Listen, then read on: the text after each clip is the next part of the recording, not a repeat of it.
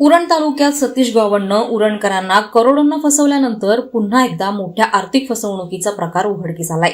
सोनारी गावातील अभिजित दयानंद तांडेल आणि वेदक दयानंद तांडेल या दोघ्या सख्या भावांनी द सिक्रेट ट्रेडिंग स्कीम या शेअर मार्केट योजनेअंतर्गत नागरिकांची अंदाजे 40 कोटी रुपयांहून अधिक रकमेची फसवणूक केल्याची बाब समोर आली आहे. या दोघांनी 8 ते 10% नफा देण्याचं आमिष दाखवून उरण तालुक्यातील अनेक गावांमधील नागरिकांकडून करोडो लाखो रुपये उकळले. गुंतवणुकीवर जादा नफा देण्याचं आमिष दाखवून शेकडो नागरिकांची कोट्यावधी रुपयांची लूट करण्यात आली. या पैशातून काही एजंटनी बंगले सुद्धा उभारलं असल्याचं बोललं जातंय. नागरिकांनी सुरुवातीला गुंतवणूक केली असता सतीश गावंडच्या पावलावर पाऊल ठेवून थोडा परतावा देण्यात आला. मात्र मोठ्या रकमेसाठी नागरिकांनी मागणी केल्यानंतर अभिजित आणि वेदक तांडेल यांनी टाळाटाळ सुरू केली.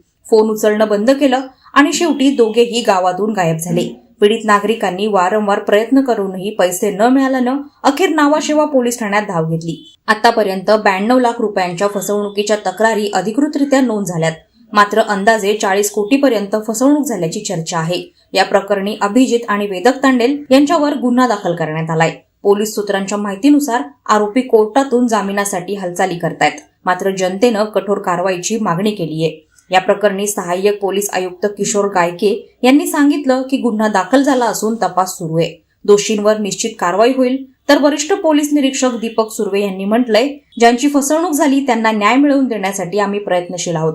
सहाय्यक पोलीस निरीक्षक मनोज गुंड यांनी नागरिकांना इशारा देताना सांगितलंय की पैसे डबल करण्याचे किंवा जास्त नफ्याचे आमिष दाखवणाऱ्या योजनांपासून सावध राहावं. असे व्यवहार बहुधा फसवणुकीचेच ठरतात.